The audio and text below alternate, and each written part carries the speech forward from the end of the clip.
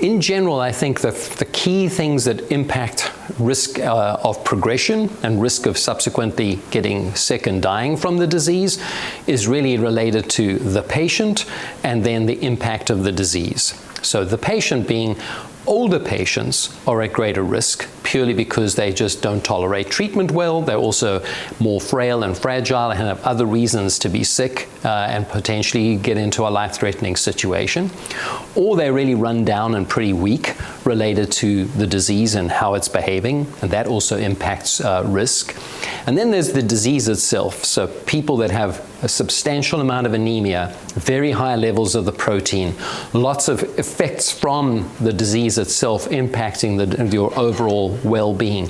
All of those end up being risk factors, and we put those into a risk factor score to really try and have a sense of what constitutes high-risk disease that we need to watch closely and manage aggressively versus what's low risk that we can really just let folks be less concerned and monitored less often.